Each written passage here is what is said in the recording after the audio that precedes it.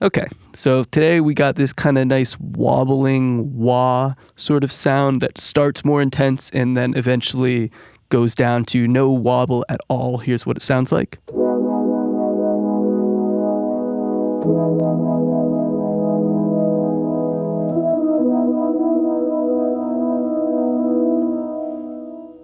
Cool. So it's a very simple patch. Let's take a look here. Only one of these oscillators is engaged. Ignore this stuff. These are off.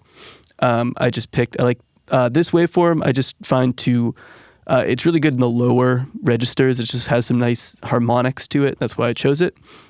But the real meat of this sound is what's going on with our filter cutoff, our LFO 7, and where are you? And the depth of our vibrato.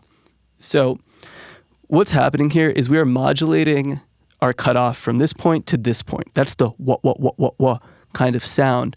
But what this is saying is let's start at the top here, and we're going to look at this internal envelope. That's what we're modulating it by. So we're going to, from here to here, we're basically over time going from 50% modulation, meaning 50% of this width, down to, what is that, about 10%. And then also be aware that we're really going high on the depth of the vibrato via and LFO 7 as well. So we're wobbling the cutoff, but we're also wobbling the pitch. And when I say wobble, I just mean oscillating back and forth from one side to another, right? Higher pitch, lower pitch, higher cutoff, lower cutoff. So Massive is great because it has these internal envelopes built in, because you might want to do something like this where you want your range of motion for your LFO to not be stagnant the entire time or static. You want it to slowly become less or slowly become more. So watch what happens if we change this.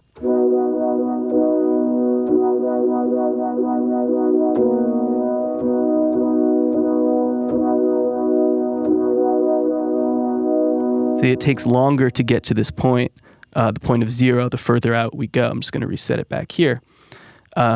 So it's fairly minor on the cutoff here, but it really is somewhat extreme on the depth control for how much of the vibrato there is. So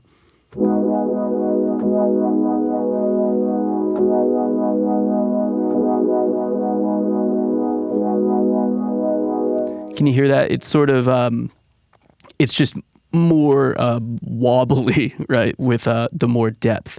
So that's really what we're doing here. There's a little bit of a stereo delay just to give it some kind of real world decay sound. There's this white noise, which I'm always talking about. Here's what it sounds like, and I'm going to boost this in post so you can really hear it.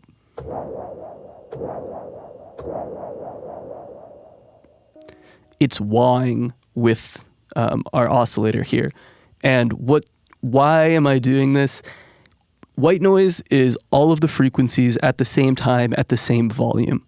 And, with this waveforms in general here, they're not all the frequencies at the same time at the same volume. What makes them unique is specific frequencies at specific volumes, right?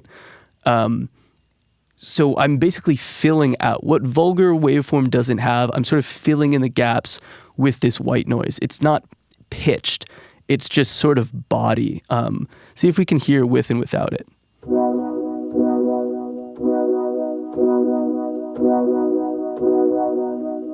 Did you hear that? Do you hear the thickness? It's subtle. Put on some headphones, but it is absolutely noticeable. It just feels thicker. And that reason is we're just filling in the body. We're not getting any extra tonality out of this. It's just filling out the frequency spectrum. It's really great. I think the final note here is, I do this a lot, modulating a bit of the drive on this wave shaper here, starting with some more distortion, ending with less. And I believe, the velocity is modulating. So the harder that I hit it, the more time it's going to take to go to zero here. And I do that with the velocity over here on the main amplifier as well. I believe that's it. I think this is actually not on, but six voices here. Yeah, I think that's it. So thanks for coming by and have fun.